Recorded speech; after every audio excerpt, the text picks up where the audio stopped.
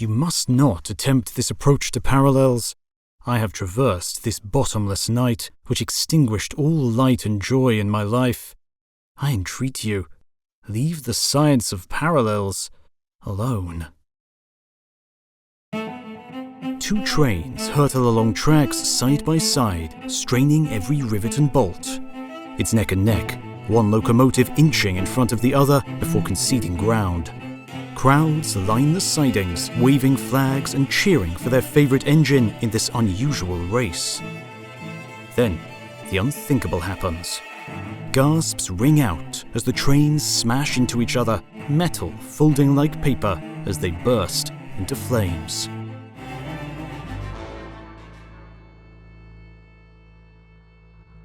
But how could this have happened? After all, the tracks the trains were racing along were parallel. The very definition of parallel lines is that they will never meet, no matter how far you extend them. So how could they have come together? Mathematicians have studied parallel lines for millennia. Among the earliest to juggle with these ideas was the Greek polymath Euclid, often referred to as the father of geometry. Euclid penned one of the most influential books ever written, Elements, containing many of the rules that underpin mathematics to this day. And the fifth of these rules is called the parallel postulate. This effectively states that two trains travelling along parallel tracks should never, ever meet. The other four postulates were quickly proven, but the parallel postulate remained evasive, going unproven for almost 2,000 years. Until, finally, in the 19th century, mathematicians dropped an existential bombshell. The postulate hadn't been proven because it couldn't be. Two parallel lines could meet, after all. Suddenly, Euclidean geometry was no longer the only game in town. It became possible to bend and contort space in ways that completely upend the usual rules. But what does this mean? And why does this matter outside of mathematics? The answer, as we will see, is truly bizarre. For today, non-Euclidean geometry lies at the heart of one of the most fundamental questions in the universe.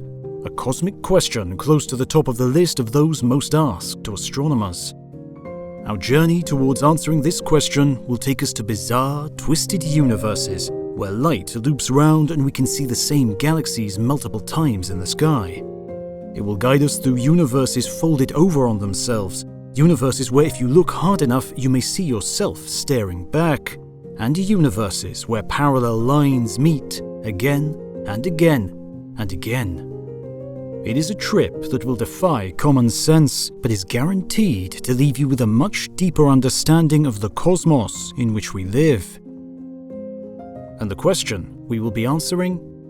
If the universe is expanding, just what is it expanding into?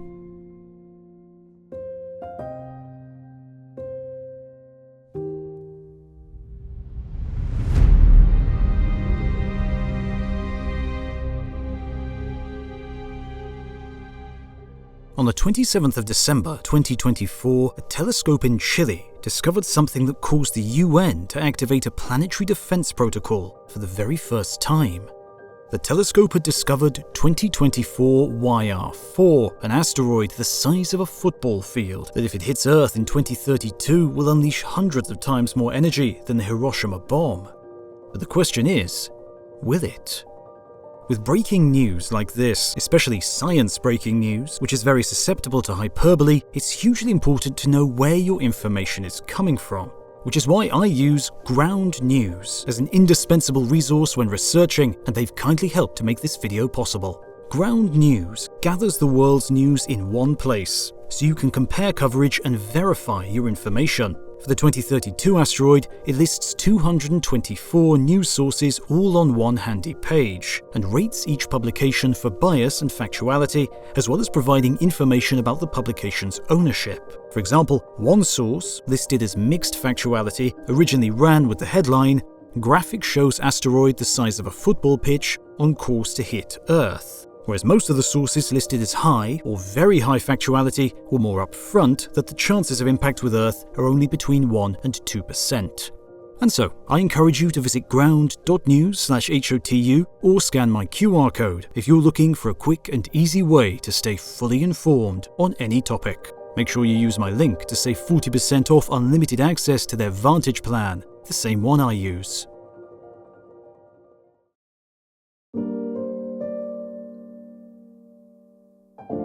In medieval Naples, Pope Innocent IV lies on his sickbed.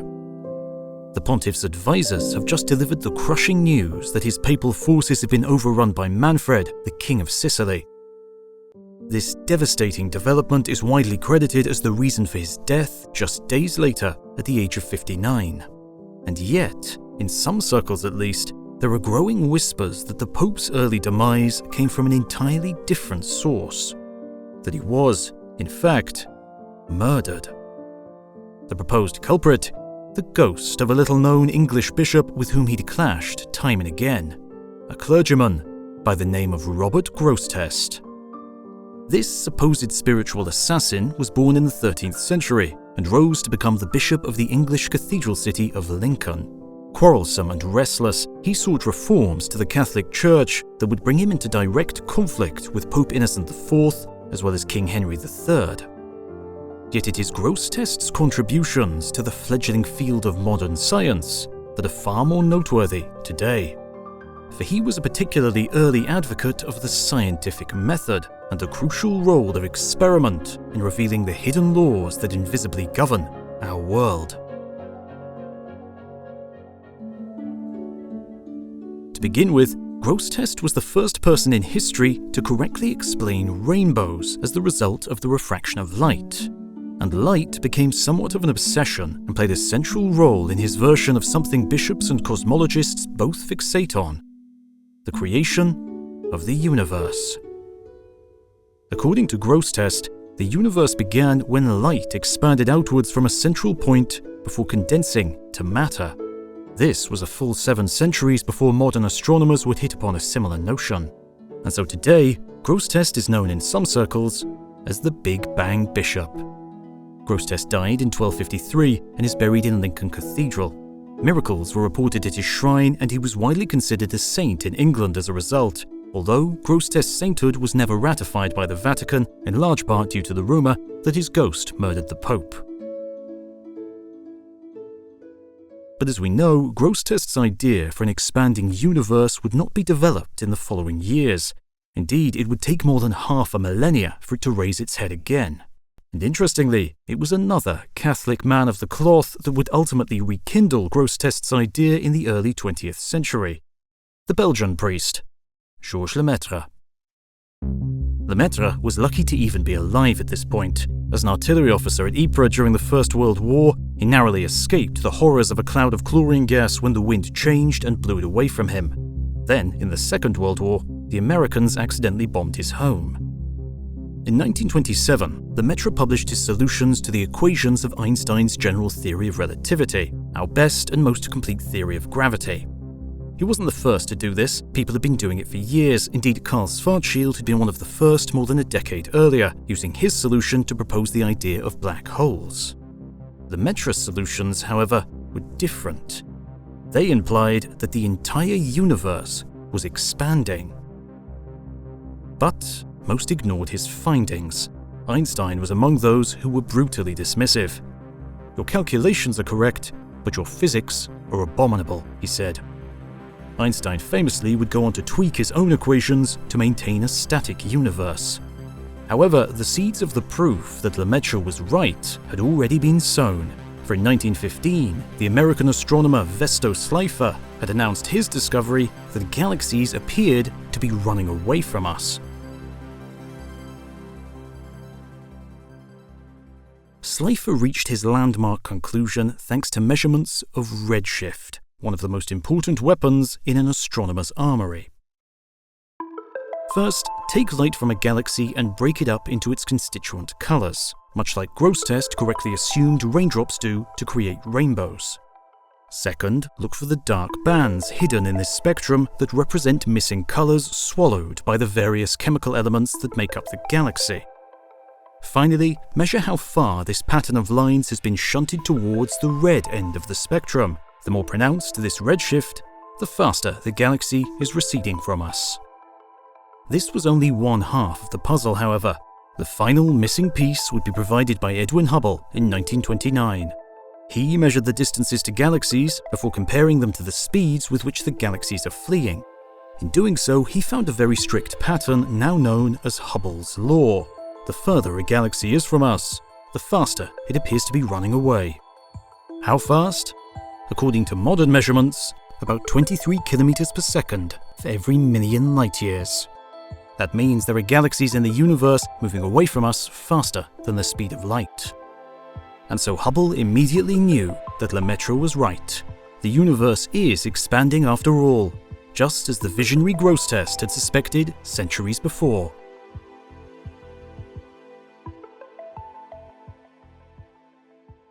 Despite how often it's talked about, it's not always immediately obvious why the fact that more distant galaxies are fleeing from us faster automatically means that the universe must be expanding.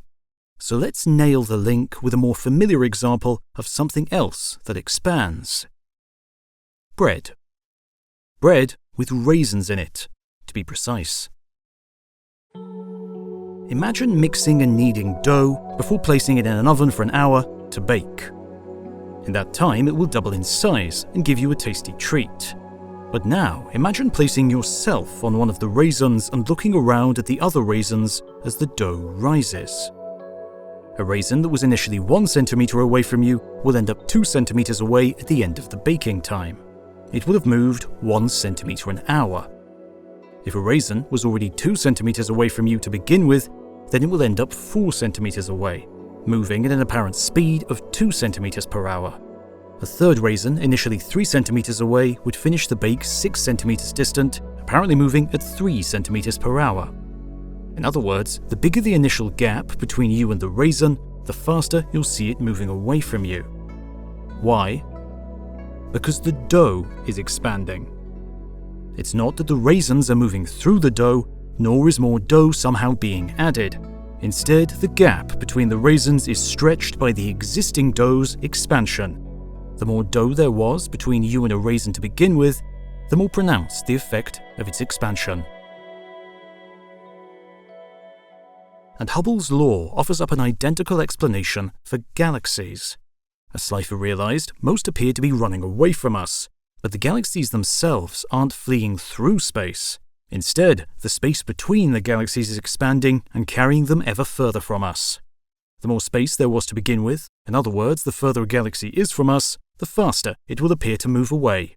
No new space is being added, merely existing space, stretched. This is allowed by general relativity. Space and time are malleable, inconstant things. And it is this expansion of the universe that is also responsible for the more pronounced redshift of more distant galaxies spotted by Slipher. As the light waves travel towards Earth, they are stretched as the space they traveled through expands. Of all the colors of the rainbow, red light has the longest waves, and so the more space the light has to travel through to get here, the closer to the red end of the spectrum the spectral lines will appear. This is a good illustration of another subtle point that often vexes people when it comes to fully understanding an expanding universe. People often ask what happens to energy as the universe expands. Energy conservation is one of the most famous laws of physics, stating that energy can't be created or destroyed and that the total energy of a system must stay the same. However, energy is not conserved in an expanding universe. The energy conservation rule holds for the kind of physics covered by Isaac Newton's 3 famous laws of motion, where particles move through a benign background space that isn't changing. However, space is constantly changing in an expanding universe, and so the total energy of the particles moving through it is not conserved in the same way. Redshifted light is a perfect example. As the expansion stretches out the light waves, they lose energy. The total energy of all the photons reaching Earth decreases. It is not conserved. And this expansion of the universe also leads to another curious effect. Light from the most ancient events takes longer to arrive as it has had to travel a long way through an expanding universe to get here.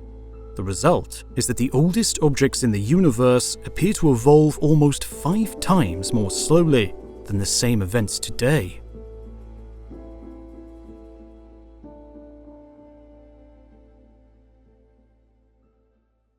And so the fact that the universe is expanding is clear. But when exactly did this expansion start? Well, if the universe is getting bigger day by day, then it was smaller yesterday. It was smaller still a century ago, and yet more minuscule nearly a millennium ago when Grosseteste's ghost was supposedly seeing off the Pope. It is Hubble's law that tells us how much expansion there has been since the Big Bang. Rewinding the clock on this expansion tells us when the expansion started. Indeed, this little piece of nothingness is what Lemaitre called the primeval atom, but today astronomers call it the Big Bang. And rewinding Hubble's law timestamps the beginning of this expansion at around 13.8 billion years ago. The very name of the event, the Big Bang, calls to mind some kind of explosion, one that continues to drive the ongoing expansion of the universe even to this day. Understandably then, people ask astronomers for the location of this explosion, to point them to the place in the universe where the Big Bang banged. Where is the center of the universe? After all, if a bomb exploded in a room, then investigators sent in the aftermath could piece together the necessary clues from the shrapnel and debris to work out where in the room the bomb went off. So why can't the same be done with the Big Bang? Well, the Big Bang created the universe. If a bomb exploded, and in doing so created a room, then it would make no sense to ask where in the room that bomb detonated. After all, the room didn't exist before the explosion. In an expanding universe, everyone thinks that they are at the center of the expansion, when in fact, there is no center at all.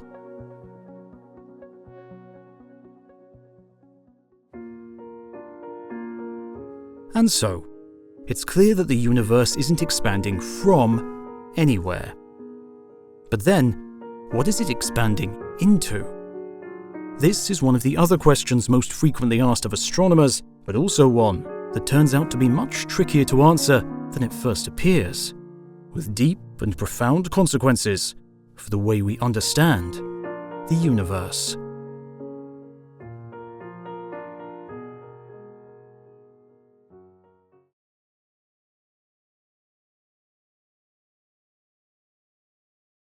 The view is magnificently monochrome as you hurtle high above the surface of the moon. Prehistoric craters, smooth lava plains, soaring mountains, and spindly volcanic rills jut and spread as far as the eye can see. An ancient, empty wasteland touched only by 12 pairs of American boots in billions of years. And flying over the jagged lunar landscape is more than just breathtaking. It's also a journey through the history of science.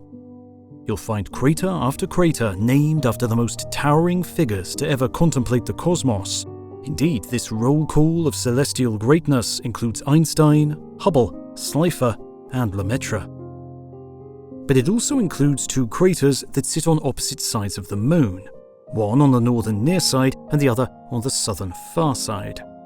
Their geographical juxtaposition is apt because the 2 physicists they are named after, Wilhelm de Sitter and Hermann Minkowski, also lend their names to opposing possibilities for the shape of our universe.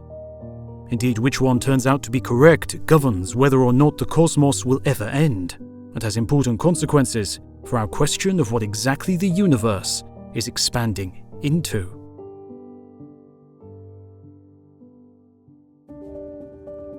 Minkowski was once Einstein's professor. They didn't always see eye to eye, however.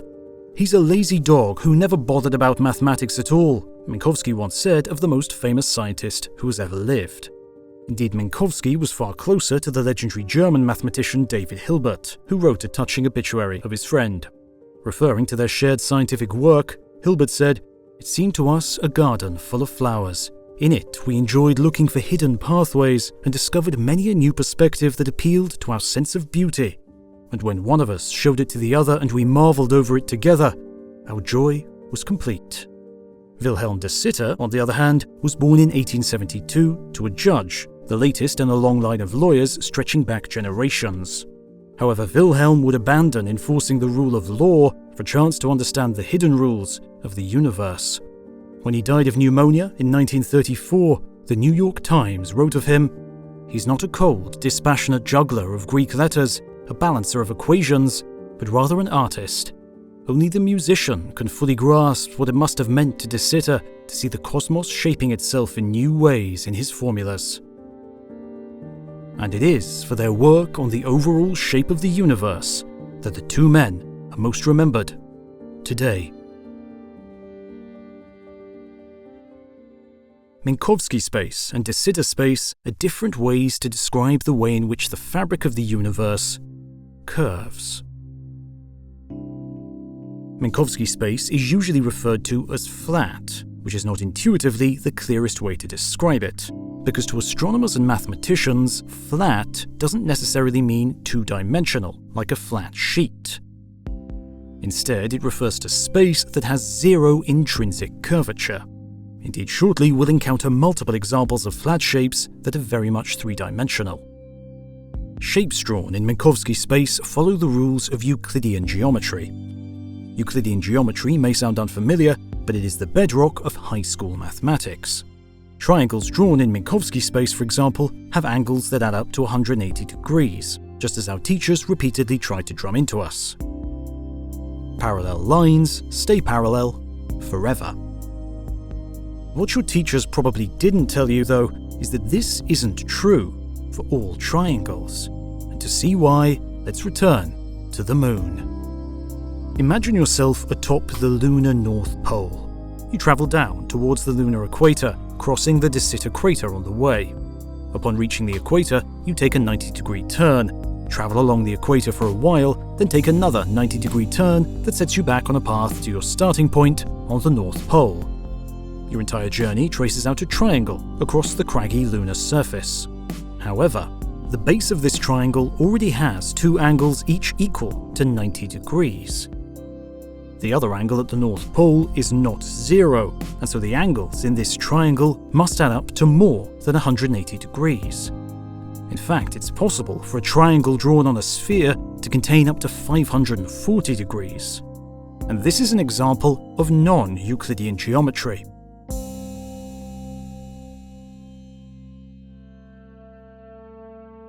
A similarly shaped universe is referred to as closed.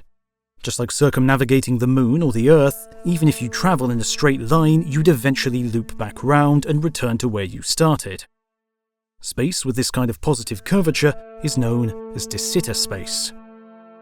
But that is not it. There is a third possibility: anti-De Sitter space. In this version of non-Euclidean geometry, the angles in a triangle add up to fewer than 180 degrees. Shapes like a saddle or the potato-based snack Pringles have this negative curvature. It pinches the angles in the triangle, meaning that they sum to under 180 degrees. A universe shaped like this is referred to as open. So of this trio of options, which kind of universe do we live in? Closed, open, or flat? We can imagine a spacecraft tracing a giant triangle in the sky in an attempt to answer this question. They could fly for millions of light years across the universe before returning to the Earth, a mega version of the triangle we drew on the lunar surface. If, like on the moon, they needed to turn through more than 180 degrees to complete the triangle, we'd be able to conclude that the universe is positively curved. If they managed to pull it off by travelling through fewer than 180 degrees, then that would indicate negative curvature. Only if their triangular path contained exactly 180 degrees would the universe be flat. Unfortunately, no astronauts have yet ventured further than the moon, and even our most distant spacecraft won't reach the nearest stars for tens of thousands of years, let alone leaving the galaxy and flying for millions of light years. But thankfully, there is something else that has already travelled across the universe for billions of light years. The light from the cosmic microwave background, the leftover radiation from near the beginning of the universe.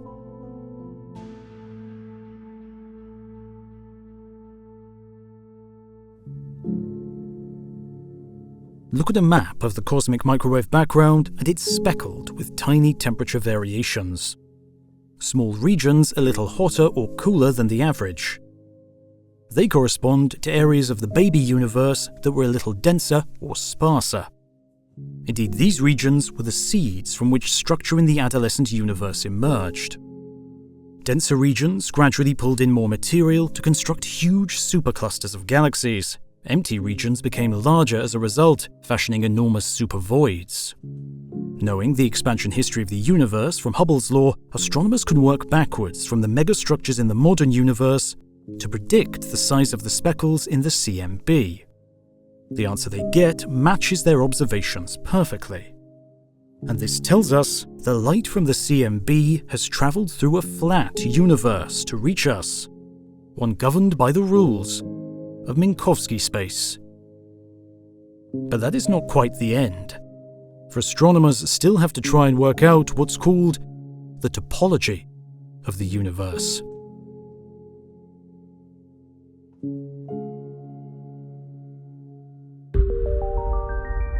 To understand what is meant by topology, imagine two shapes, each made out of modelling clay. If you can remold one of the shapes into the other without tearing the clay, then the two shapes share the same topology. A donut, for example, is a match for a teacup. The hole in the handle of the cup can be reworked into the hole in the centre of the donut without needing to make any tears. As an example, the universe could resemble a giant sheet of paper. But if you curl that sheet up, you get a cylinder, and if you join the ends of the cylinder together, you get a donut, a shape mathematicians call a torus. All of these topologies are considered flat because the angles in any triangle drawn on them add up to 180 degrees. There are, however, a total of 18 different 3D topologies consistent with a flat universe that follow the rules of Euclidean geometry. Of course, by far the simplest option is the first. That, like an endless, stretched-out piece of paper, the universe just continues on, forever. An infinite universe. That is impossible for a closed universe. As we've seen, you'll always end up back where you started. And if the universe is indeed infinite, then it isn't expanding into anything. It can't be getting bigger to occupy more space, as the space that's there is already infinite. But is the universe really infinite? Not in some of the other topologies that fit with our observations of the cosmic microwave background and the apparent flatness of the universe. Take one of them, a shape known as the 3 torus.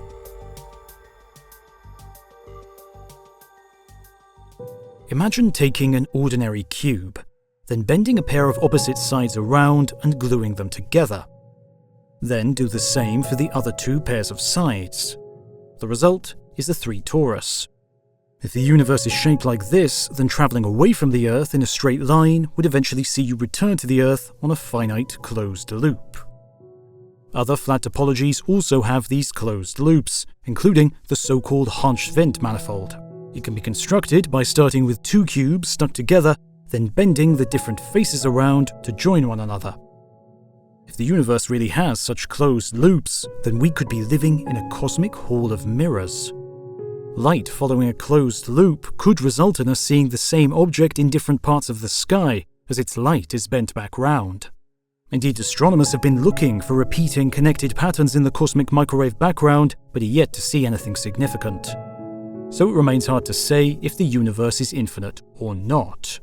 The Harnsch-Wendt manifold has received particular attention because its complex geometry would actually obscure the repeating patterns, which might be why astronomers haven't seen them. To make matters worse, astronomers aren't even 100% sure that the universe is actually flat. Strictly speaking, astronomers have used the cosmic microwave background to measure the flatness of the observable universe, the bit they are able to see. There is thought to be more universe beyond this imaginary boundary. And so this leaves astronomers with 2 competing options. The first is that the entire universe is flat, the bit that they can see and the bit that they can't. However, when astronomers calculate the odds of this happening, they are astronomically small. The alternative is that the Big Bang has expanded the universe to such a degree that any curvature the observable universe initially had was ironed out. This is similar to how the Earth appears to be flat beneath your feet, despite the fact that the Earth's surface is curved. That curvature is only noticeable above a certain scale, and in the cosmos that scale could well be beyond the edge of the observable universe. Except, Hubble's law tells us how much expansion there has been since the Big Bang 13.8 billion years ago, and there simply hasn't been enough to completely smooth out the observable universe. The most commonly accepted fix to this problem is a theory known as cosmic inflation. This theory injects a period of super rapid expansion in the universe's first fractions of a second over and above Hubble's law. Inflation also explains those tiny speckles in the cosmic microwave background, which shouldn't be there according to the original Big Bang theory. According to inflation, the speckles are the result of tiny quantum fluctuations frozen into the universe forever when it suddenly ballooned in size.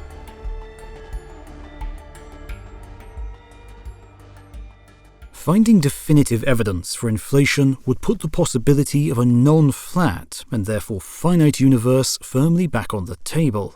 Yet, with that, the nagging question of what the universe is expanding into re-emerges. Although, as it turns out, we don't necessarily need for it to be expanding into anything at all.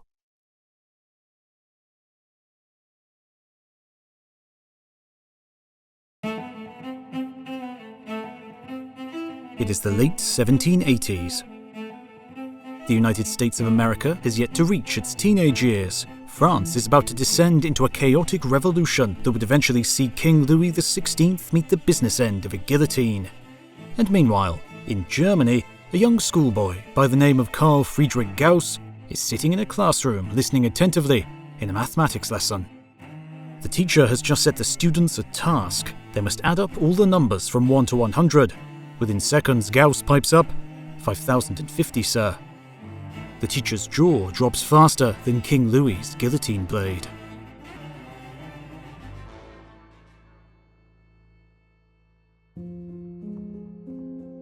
It's unclear whether this actually happened. The story has joined the annals of other likely apocryphal tales in the history of science.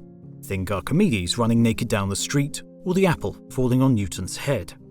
But the trick to arriving at 5,050 within just a few heartbeats is to realize that you don't actually have to tediously add up all the numbers.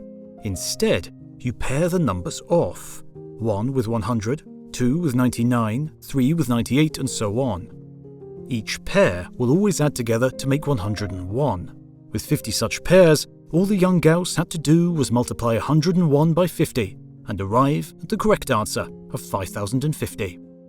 Whether it happened or not, the anecdote is designed to illustrate Gauss's precocious talent for mathematics, even from a tender age. He would go on to become one of the most influential, if not the most influential, mathematicians of all time. And Gauss's work would eventually become a cornerstone of the way we understand the universe, what it truly means to say that it is expanding, and whether or not it needs to be expanding into anything.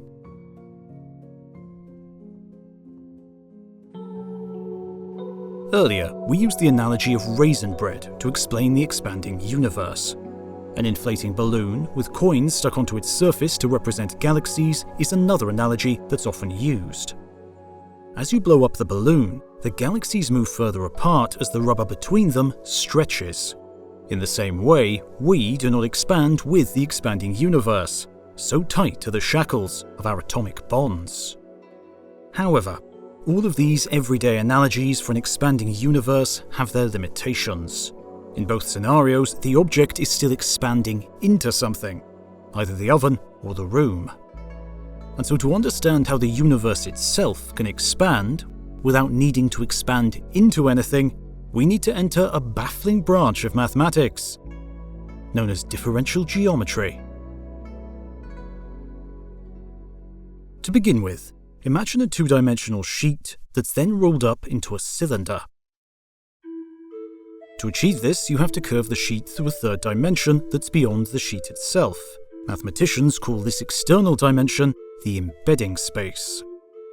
Now let's imagine that our universe is shaped like this cylinder, and that intrepid astronauts are tracing a giant triangle across its surface. The angles in that triangle would add up to 180 degrees, just as they would on the original flat sheet. From the astronauts' point of view, they'd be unable to tell the difference between the flat sheet and the cylinder. That is, unless they could somehow leave the surface of the cylinder entirely and look back on it from the embedding space. Only then could they see it was curved. Shapes like this are said to have extrinsic curvature. The curvature is only apparent from beyond the surface of the shape. And to say this another way, a cylinder has no intrinsic curvature. And in mathematics, intrinsic curvature is also known as Gaussian curvature, because Gauss would make a huge breakthrough in differential geometry in 1827. Shapes with no intrinsic curvature, including cylinders, are regarded as flat. You can see why it's a bit confusing. However, some shapes do have intrinsic curvature, and the most obvious example is the sphere.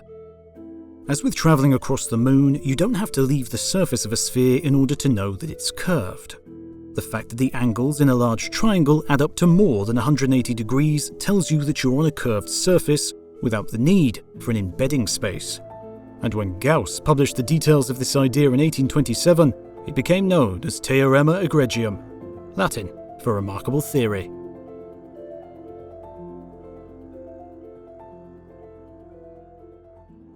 An interesting consequence of the fact that a sheet has zero Gaussian curvature but a sphere doesn't is that all the maps of the world are off.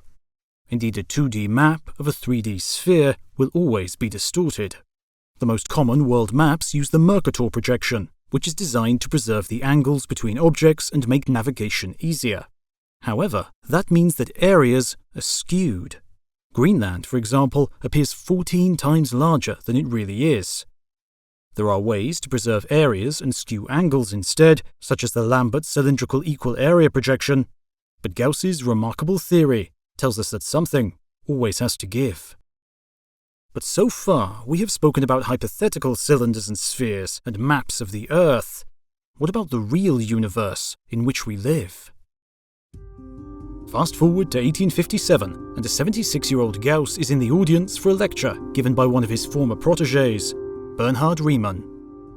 Born in Hanover the year before Gauss published his remarkable theory, Riemann initially set his sights on studying theology, but ended up studying mathematics instead under Gauss's tutelage at the University of Göttingen. Indeed, Gauss once remarked that Riemann had a gloriously fertile originality.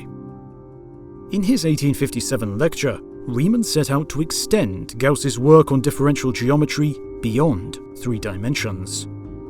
Today, this is known as Riemannian geometry, and, as we will see, it would prove a crucial breakthrough. One of the most important concepts in Riemannian geometry is the geodesic, a line that represents the shortest path between 2 points on a curved surface, which often leads to odd-looking outcomes when you step down a dimension. Take, for example, the more than 30 flights that travel between London and New York every day. London sits closer to the North Pole than New York, so you'd think that a plane flying to the Big Apple would set off from the UK and head south. In fact, it heads north, flies in a straight line, and still ends up further south. This straight line across a 3-dimensional surface looks curved when drawn on a 2-dimensional map.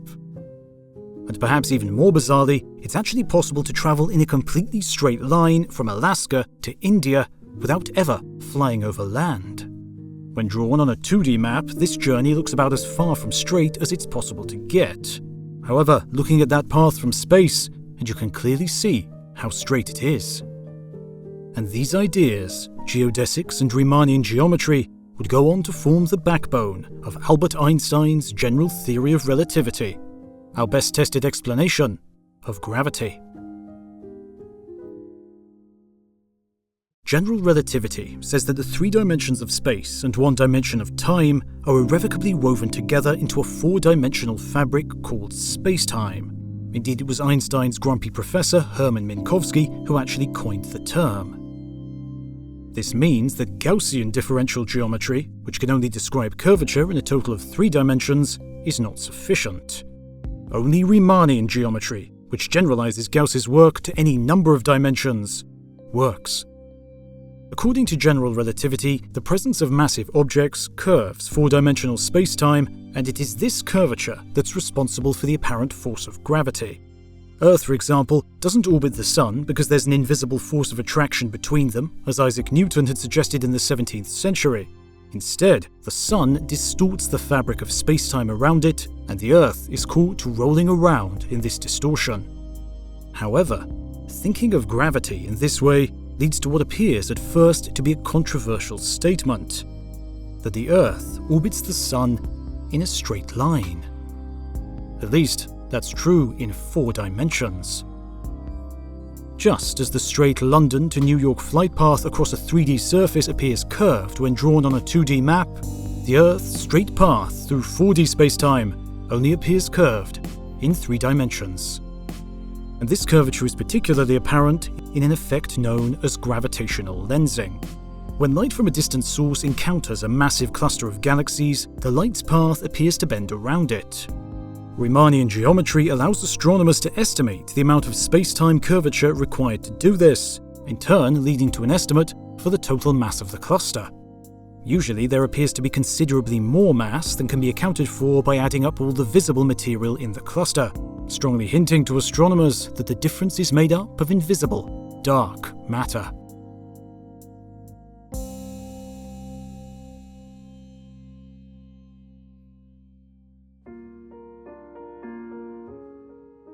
And so, this all means that thanks to the use of Riemannian geometry, general relativity can completely describe space-time, our universe, and its expansion in terms of intrinsic curvature alone.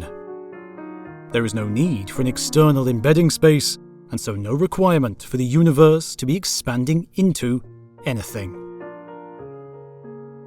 However, as you might have guessed, that is not quite the end. For just because the universe doesn't need to be expanding into anything, doesn't mean that it isn't.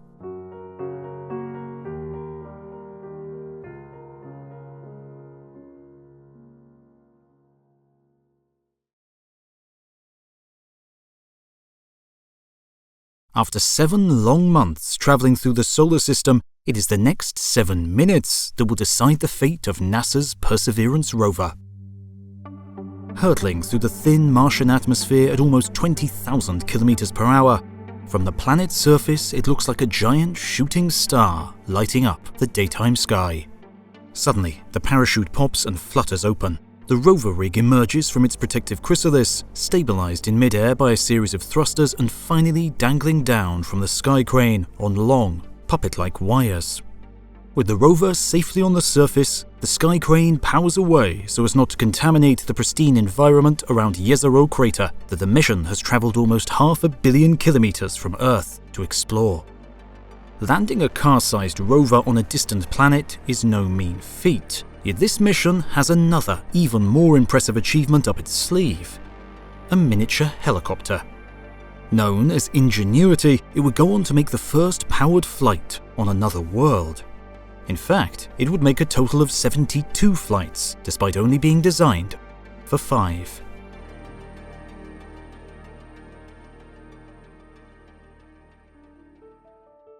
Endeavours like this are a stark reminder of just how weak the force of gravity really is.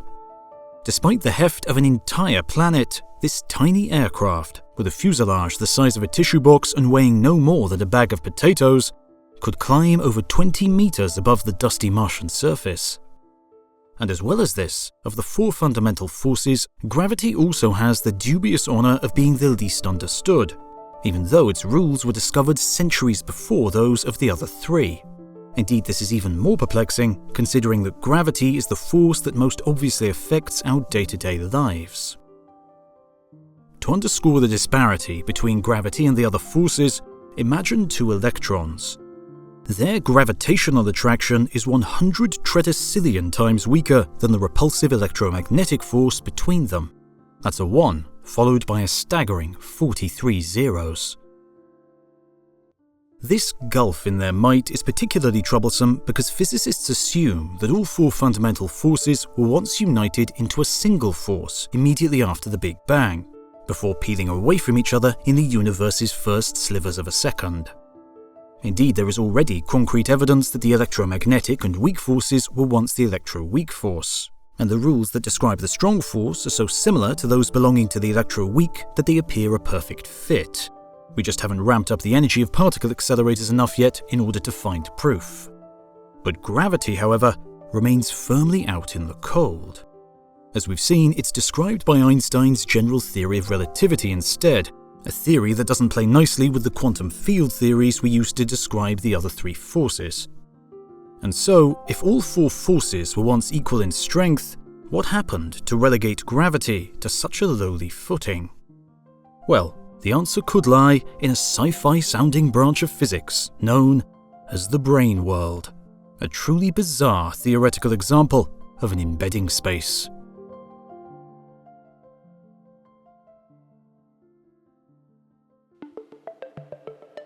According to these theories, our four-dimensional space-time is merely a surface or brain embedded in a higher dimensional hyperspace known as the bulk.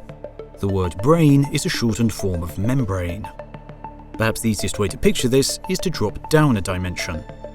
Imagine an ant crawling around the surface of a hollow sphere floating in mid-air.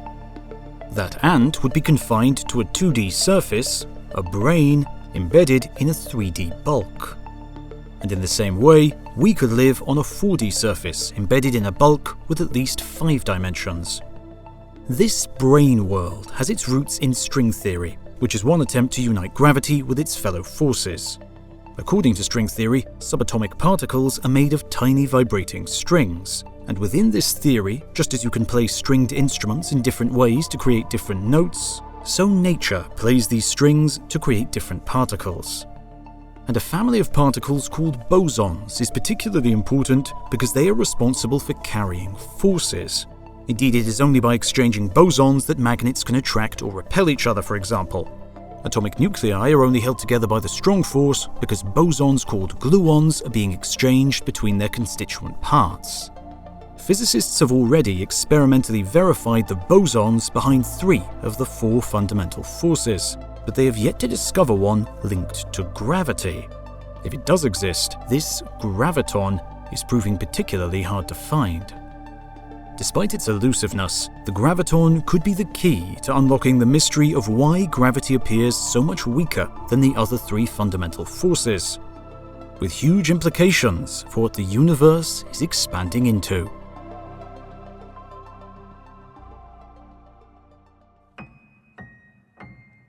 There are 2 types of string in string theory: open and closed. According to the brain world, open strings must always remain tethered to a brain at one end. Closed strings, however, which form a loop and so are effectively tethered to themselves, are free to wander through the full extent of the bulk. And the graviton is thought to be made of just such a closed string. In other words, the strength of gravity is diluted across both our brain and the bulk. The other 3 forces, with their open string bosons, are restricted to just the brain. And so if true, it's no wonder that we see gravity as considerably weaker than its fellow forces. It is leaking away into hyperspace. And there are ways to test this idea with experiments, even without the direct discovery of the graviton itself. It is possible that our atom-smashing efforts at places such as the Large Hadron Collider could create gravitons through the collision of ordinary particles. And if some of these gravitons wandered off into the bulk, they would leave behind telltale gaps in the data. Equally, physicists could also find evidence of gravity leaking into the bulk in modern versions of a famous 18th century experiment by Henry Cavendish, designed to measure the gravitational attraction between 2 nearby metal spheres.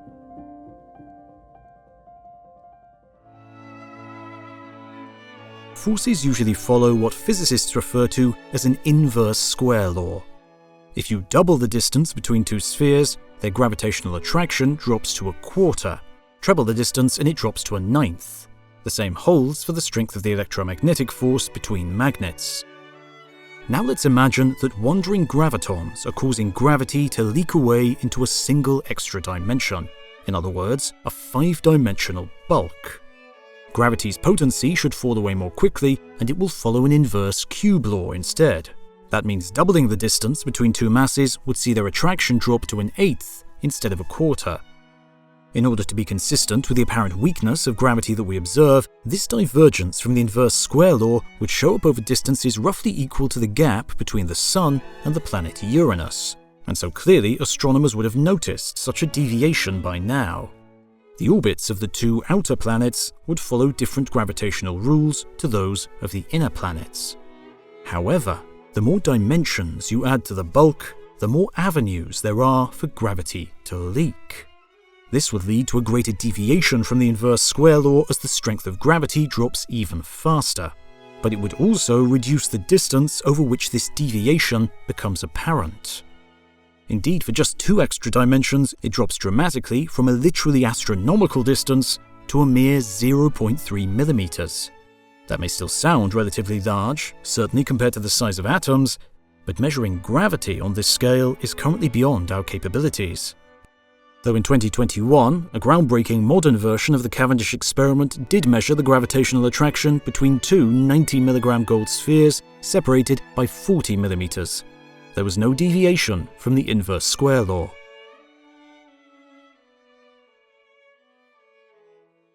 And so perhaps one day we will get this down to under 0.3 millimeters and finally see the proof of gravity leaking away into the bulk. Although, unfortunately, even if physicists did spot a deviation, it isn't smoking gun proof that our universe is a brain embedded in hyperspace. Instead, the extra dimensions that gravity is leaking into could be part of the universe itself, curled up so small as to remain out of sight. Proving the existence of the bulk would finally give us a more concrete answer to the question of what the universe is expanding into. Our 4D universe could be growing into a potentially infinite, higher dimensional hyperspace. But there is another potential way to use string theory in order to recreate rules similar to those of quantum physics, a groundbreaking discovery that goes by the rather dull name of the ADS-CFT correspondence. The ADS part is something we've encountered before, anti-de Sitter space. The CFT stands for conformal field theory. The quantum rules behind the standard model of particle physics, which exquisitely explain all of its subatomic particles and the forces that govern them, are close cousins of conformal field theories. And to better understand how the ADS-CFT correspondence works, let's take a 3-dimensional example.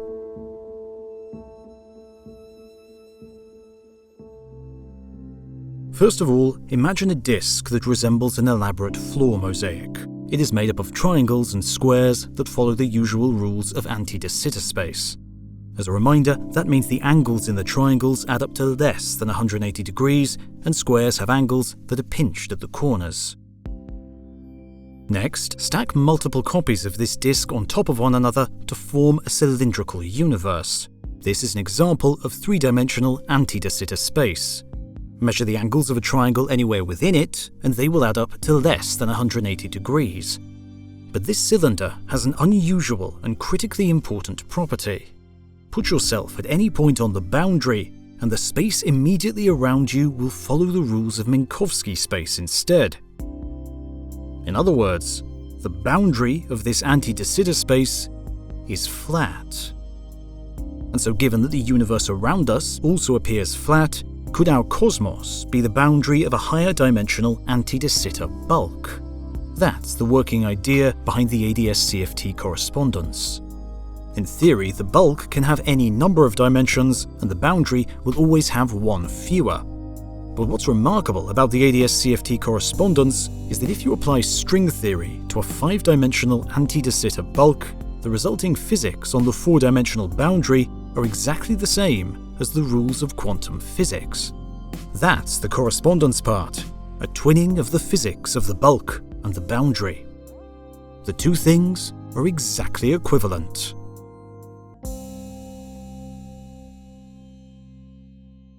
Except there are big caveats to consider.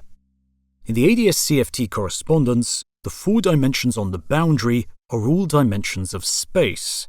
We do seem to live in a 4-dimensional universe, but one of those dimensions is time. Only 3 are spatial dimensions.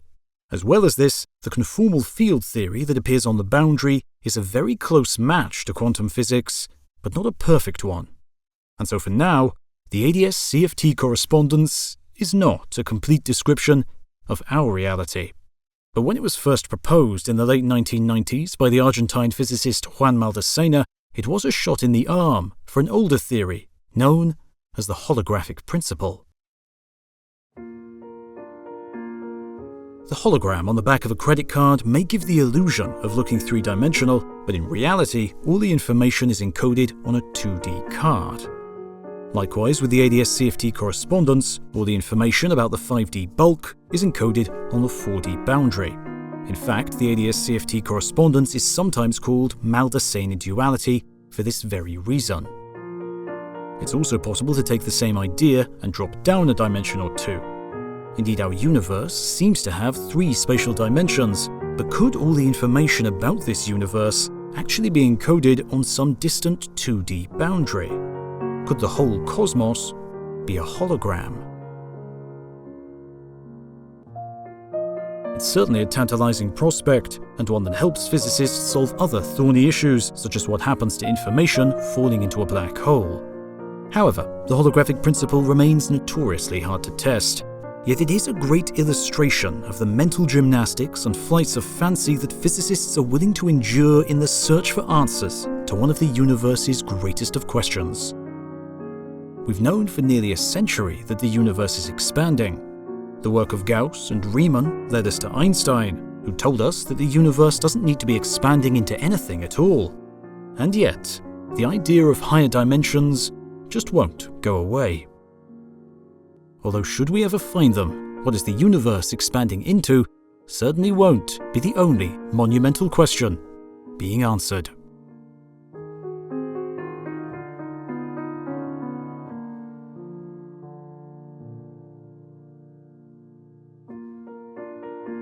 You've been watching the entire history of the universe. Don't forget to like and subscribe and leave us a comment to tell us what you think. Thanks for watching, and we'll see you next time.